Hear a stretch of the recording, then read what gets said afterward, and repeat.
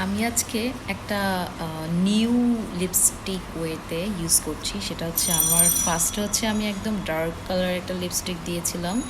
দেন হচ্ছে এই যে সবাই কী করে একটু লাইট করার জন্য লিপস্টিকের উপরে এটা ইউজ করে। সো আমি দেখছিলাম যে অ্যাকচুয়ালি আমাকে কেমন লাগছিল এই মেকআপ লুকে। সো এই তো আমার অলরেডি মেকআপটা ডান হয়ে গিয়েছে। অ্যান্ড আমি অনেক বেশি পছন্দ করি, সেটা হচ্ছে মাস্কারা আমার অনেক বেশি পছন্দ। কিন্তু এই মাস্কারাটা একদম মানে ভালো পড়ে নেই। সবসময় আমি ববের মাস্কারা ইউজ করি, বাট এটা একটা নিউ ববের মাস্কারা, যার কারণে এটা অ্যাপ্লাই করতেছিলাম। সো আমার আবার দেখা যাচ্ছে আমার যে একজন বেস্টে ছিল, মানে আমার বড় বোনের মতো আমাকে অনেক বেশি আদর করতো, তাকে আমি অনেক বেশি মিস করছি। এবং সে অনেক ভালো মেকআপ করাতে পারে। আমাকে একদিন ও সাজিয়ে দিয়েছিল, তখন বলতেছিল আপু তোমার না চোখের যেই পাপড়িগুলো না সেগুলো অনেক বেশি ঘন। সো অনেক বেশি ঘন হওয়াতে দেখা যাচ্ছে আমি মাস্কারা দিলে আরও বেশি ঘন ঘন লাগে। সো এটা আরও দীর্ঘ 2 বছর আগে বলতো, কিন্তু এখন আমার পাপড়িটা একেবারেই কমে গিয়েছে। সো তারপরও আমি চেষ্টা করেছি যে মাস্কারাটা ইউজ করার জন্য। আমার মানে মাস্কারা ছাড়া আমি চলতেই পারি না, কোনোভাবেই না। এত পছন্দ যে আমার মাস্কারা, যা বলার মতো না। বাট এইটা না একটু ল্যাপটে গেলে না একদম ভূত হয়ে যায় মানে। আর এটা ওয়াটারপ্রুফ দেখেই নিয়েছিলাম, কিন্তু অনেক সময় দেখা যাচ্ছে ওয়াটারপ্রুফ নেওয়ার পরেও যখন আমি হাত দিয়ে ডলা মারি তখন ওঠে, আদারওয়াইজ কিন্তু উঠে না, লেগে থাকে। এই সাইডটা দিয়ে ভালো, কিন্তু আমাকে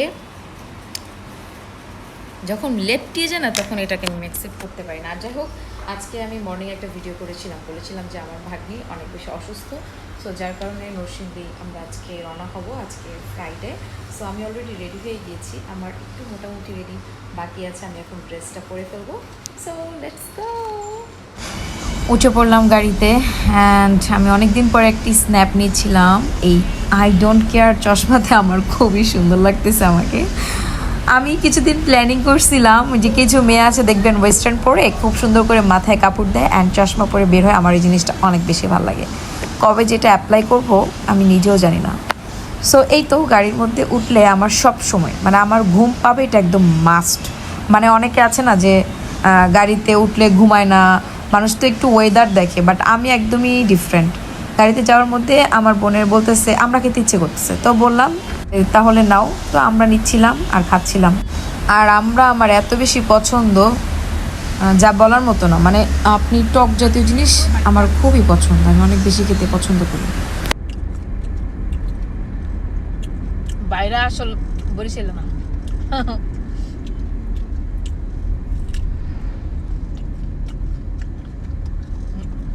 নানি রইল। আর খেতে খেতে আমার ওনার মধ্যে যে লবণ পরে ভরে গেছে সেটা আমি খেয়ালও করিনি, পুরো গাড়ি মেখে ফেলছি। মানে আমি হচ্ছে এরকমই, খাওয়া দাওয়া করলে একদম বাচ্চা মানুষের মতো খাই। আর আমি অনেক খাদ্যপ্রিয় মানুষ, এটা বুঝাই যায়। অবশ্যই আমি এসে দেন হচ্ছে ড্রেসটা চেঞ্জ করে আমি এখন ফল ফ্রুটস কাটলাম, এখন আমি খেয়ে ফেলবো। ফল ফ্রুটস কেটে আমি নিজে একা খাওয়া শুরু করে দিয়েছি। আর পাশে হচ্ছে আমার ভাগ্নিটাকে আনারস দিয়েছি। এই যে আমরা হচ্ছে এই সাবিকে দেখতে আসছিলাম, এ উনি অনেক অসুস্থ। সো দেখলাম আমরা যখন আসছি সেটা শুনে ও সুস্থ হয়ে গেছে, একদম সুস্থ হয়ে গেছে। সকালে কথাই বলতে পারি না, অথচ দুপুরে একদম সুস্থ হয়ে গেছে। কেমন লাগতেছে সাবি? কেমন ফিল করতেছো তুমি?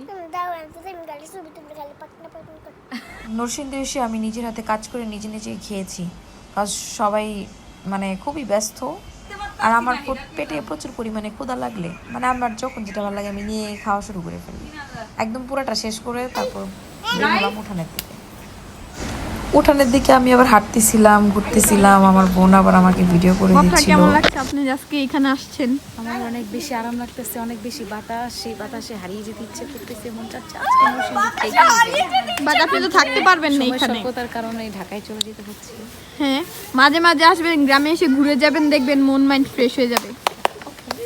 আচ্ছা আসলে আমার বোন যেটা বলছে সেটা একদম ভালো কথা বলছে, কারণ সবসময় ঢাকায় থেকে অভ্যস্ত। সো গ্রামে আসলে আমার এই সন্ধ্যা পর্যন্ত এই গ্রামটা আমার কাছে ভালো লাগে, তারপর আর একটুও ভালো লাগে না, মন বসেই না থাকার জন্য। আর এই তো গ্রামে আমি 2-3 ঘন্টা যেই সময়টা স্পেন্ড করি সেটা আমি 5 দিনেও ঢাকায় থেকে মজাটা পাই। এই যে ঢাকার থেকে গ্রামের যে ওয়েদারটা দেন হচ্ছে পরিবেশটা খুবই সুন্দর। আমরা দেখা যাচ্ছে ঢাকায় অনেক ব্যস্ততার মধ্যে সবসময় ঘরে থাকা, তারপর হচ্ছে কেউ অফিসে থাকে, ওইভাবে ওয়েদারটা আমরা ফিল করতে পারি না। যেটা আমি আজকে ফিল করেছি, আমার মনে হয় না এটা আমি আরও কয়েক মাস ফিল করেছি কি না জানি না। বাতাসটা মনে হচ্ছিল যে ফ্রিজের থেকে যেই মানে ঠান্ডা অনুভবটা সেটা আমি পাচ্ছিলাম। আর এই যে সুন্দর করে মেঘের ভিডিওটা আমার ছোট বোন করেছে, অনেক ভাল লাগতেছিল। যাই হোক, আমার এই আউটফিটটা কেমন লাগছে সেটা অবশ্যই সবাই কমেন্ট করে জানাবেন। আর আমার এত বেশি ভাল লাগছে যে না ঘুরলে না ভাল লাগতেছে না, কেন জানি বিষয়টা মিলতেছে না। সো যাই হোক, ভালো থাকবেন সবাই, আসসালামু আলাইকুম।